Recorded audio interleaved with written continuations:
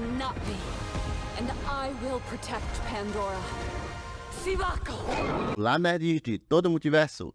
Eu sou Igor de Mello e o jogo Avatar Frontiers of Pandora chegou em diversas plataformas no dia 7 de dezembro. Para quem ainda não jogou e tá curioso, o que esperar desse game? Vai ser a história do filme? Como é o jogo? E como ele se conecta com o filme? É isso que eu vou te contar no vídeo de hoje. E para os curiosos que não aguentam esperar, também vou te explicar o que acontece na missão final do game. Então vem comigo. E Avatar Frontiers of Pandora é da Massive Entertainment. E no jogo assumimos o papel de uma Na'vi, que foi sequestrada na infância pelos antagonistas humanos do filme. Em dado momento, a protagonista retorna a Pandora e ela precisa aprender, sobreviver e reencontrar os caminhos perdidos de seu povo. E essa narrativa ela meio que estabelece alguns paralelos com a história do Jake Sully. E essa personagem ele não está tão familiarizado com aquele mundo de Pandora quanto nós espectadores. Sendo assim, tem que trabalhar em conjunto com os moradores da vida local para lutar contra a RDA e restaurar a prosperidade de Pandora. E isso tudo vai se passar na fronteira ocidental do planeta, que ainda não foi mostrado nos filmes. Isso é bem legal.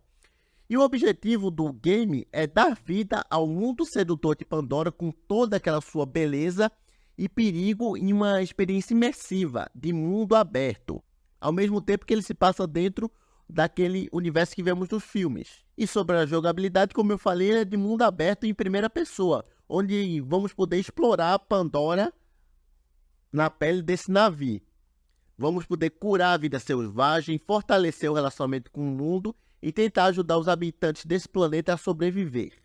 E para concluir esse jogo, já foi confirmado que você leva entre 20 e 25 horas.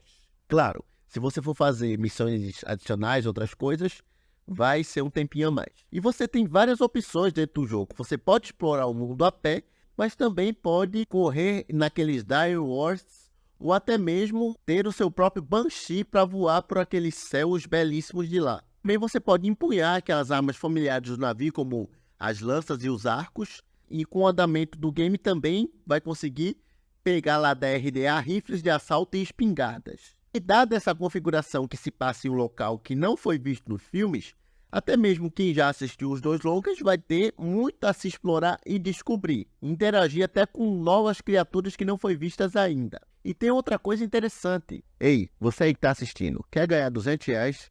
Então continue vendo esse vídeo, porque eu, Igor de Mello do Projeção Nerd, estou fazendo uma rifa, cujo prêmio é R$200. E para participar é muito fácil. Basta escolher um dos números de 1 a 100 que está aparecendo aí na tela para vocês. Lembrando que alguns já foram escolhidos, estou mostrando aí quais já foram, mas tem todos esses outros ainda para escolher. E cada número desse custa R$5. Então, basta você escolher os números, fazer o pagamento via Pix e seguir o Instagram do Projeção Nerd. E é importante mandar no direct o comprovante de pagamento e os números que você deseja. Depois disso, pronto, já está participando. Tá vendo? Muito fácil, mamãozinho com açúcar. O sorteio vai acontecer dia 22 de dezembro em uma live. Então ainda tem tempo. Corre para participar? Os NPCs realizam diferentes atividades nesse mundo. E as animações dele também são diferentes. E isso é bem legal, porque os desenvolvedores até falaram que eles queriam dar um passo adiante e criar esse sistema onde os NPCs entendessem o estado do mundo. Por exemplo, o clima, a progressão do jogo. Então você não vai ter só NPC para encher o local ali. Eles vão ter várias funções. E assim, o jogo foi projetado como uma aventura single player, mas a Massive Entertainment vai lhe dar a oportunidade de experimentá-la com os amigos. Porque se você quiser, o jogo também vai suportar a cooperação online para até 2 jogadores. Isso pode sofrer atualizações no futuro, mas só ainda não foi confirmado se o multiplayer entre plataformas vai ser suportado. Isso ainda está faltando confirmar. E assim, embora o diretor James Cameron não esteja diretamente envolvido no jogo, ele já declarou o seguinte, abre aspas, eu não digo a eles o que fazer, eles conhecem o seu mundo, os seus negócios e o seu mercado. Nós apenas mantemos um olho atento para que eles não façam nada que não seja canônico em termos da cultura Na'vi e o que a RDA está fazendo em Pandora, fecha aspas. E agora respondendo a maior pergunta que surge, como o game se conecta com o Avatar O Caminho da Água, por exemplo? A história do jogo, em parte, se passa antes dos eventos retratados no filme, porque a RDA vai sequestrar uma criança Na'vi com a intenção de treiná-la utilizando sua tecnologia militar futurista, visando transformar ela em um ativo para a organização, mais ou menos o que eles fizeram com o coronel lá. E aí os planos da RDA vão ser interrompidos durante aquela batalha das montanhas lá do primeiro filme. E isso resulta no congelamento de emergência desse navio. E aí começa a história de Avatar: O Caminho da Água. O jogo se passa simultaneamente com os eventos de O Caminho da Água. Só que um não afeta o outro, porque eles estão ocorrendo em diferentes regiões de Pandora. Enquanto a treta está ocorrendo lá naquelas águas, lá os recifes lá de Pandora, aquele lugar belíssimo, o personagem tá nesse outro lado aí que não vimos. Então por isso que a protagonista, e quando desperta, vê como um estranho em seu próprio planeta natal. Aí ao longo da narrativa, vai tentar se integrar a diferentes clãs Na'vi e tentar curar Pandora dos danos ambientais causados pela RDA ao longo dos anos. Então essa jornada vai combinar as habilidades tradicionais dos Na'vi com conhecimento baseado em tecnologia da RDA para poder alcançar o objetivo final. E falando em final, para quem está curioso de como essa história termina,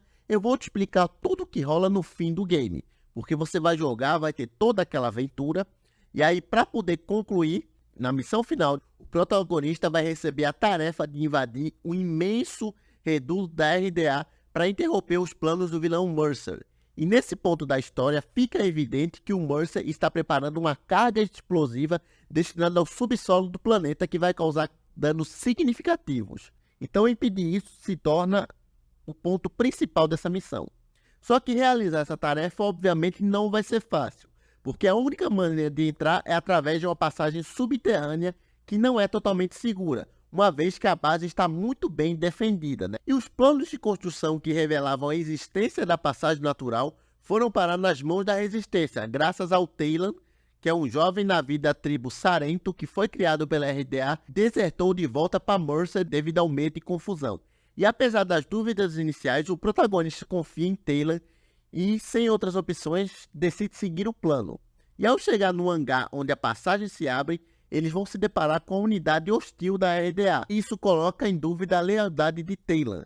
No entanto, ele surpreende ao usar aqueles trajes exoesqueléticos para ajudar o protagonista, insistindo que acreditava que o hangar estava vazio. Avançar por essa base vai envolver várias tentativas, e o protagonista eventualmente se encontra cara a cara com Mercer através de um vidro. E aí o vilão provoca ele, falando que seus esforços estão destinados ao fracasso. E aí quando se chega àquela carga, desencadeia uma sequência no jogo que permite desativar o mecanismo de lançamento. No entanto, isso não vai marcar o fim da missão, porque o Mercer alerta que ainda pode detonar a carga no local atual, que está profundamente lá no subsolo, que seria o suficiente para que ele alcance o petróleo. E aí ele desencadeia uma poderosa unidade mecânica contra o protagonista, criando o encontro do Final Boss que precisa ser enfrentado antes de conseguir escapar da área.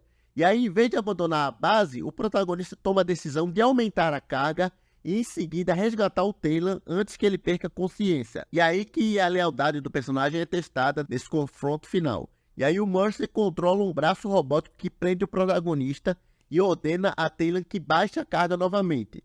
E aí, e até obedecer, mas aí o protagonista começa a cantar uma música Na'vi e surpreendentemente assume o controle do braço, prendendo o Mercer na parede.